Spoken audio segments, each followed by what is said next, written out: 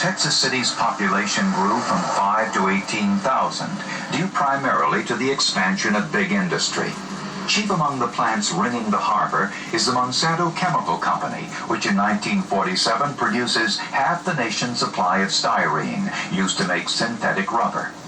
On the morning of April 16th, there are two ships taking on cargo of a fertilizer, ammonium nitrate. At one pier, the SS High Flyer, and at another, separated by 500 feet of warehouses, the French freighter SS Grand Camp.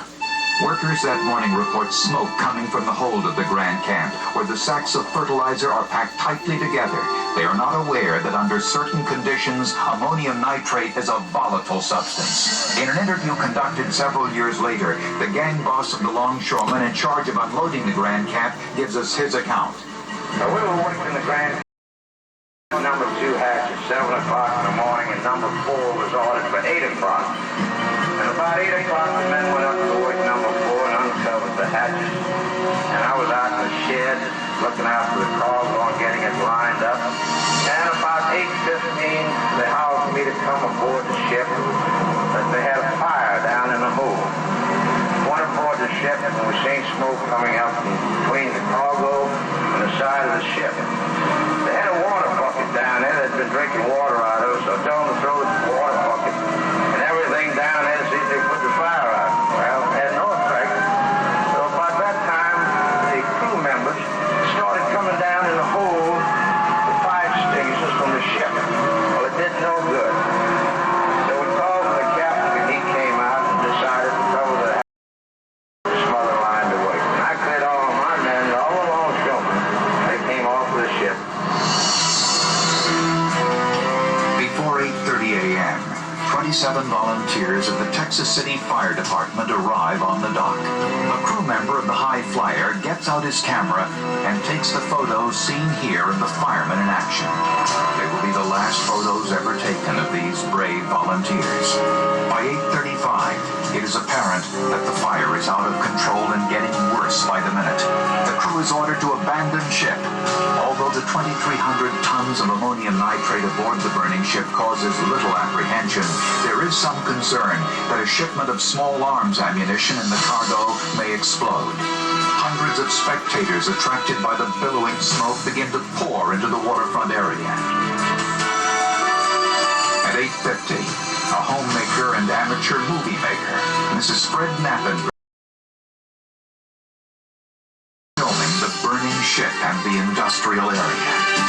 Shortly after 9, Mrs. Knappenberger, searching for a better vantage point, drives over to the Texas City Dike for an unobstructed view across the water of the burning Grand Camp.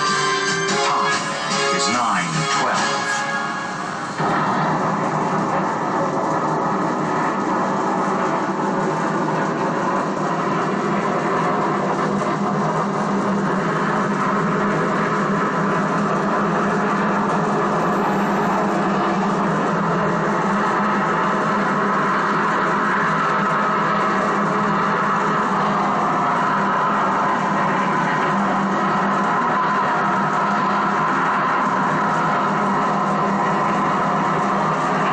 Explosions, only seconds apart, go off with the Nagasaki atomic bomb.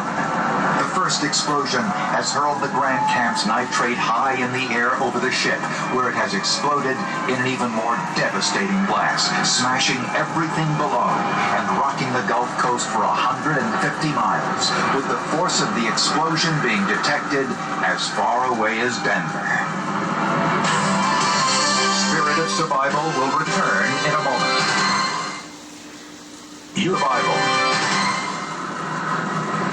With the 1947 explosion at Texas City, all 27 volunteer firemen were killed instantly, along with many of the spectators. The Monsanto plant inside, 227 are killed. Many are decapitated or crushed by flying debris, strangled by poison gases, then swept by fire. Pieces of the Grand Camp weighing tons are found almost a mile away.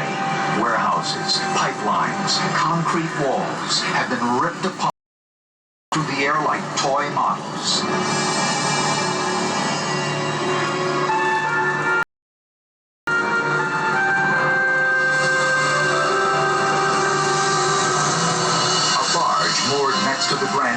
is tossed 200 feet across land into a parking lot, and the parking lot itself has been turned into a junkyard.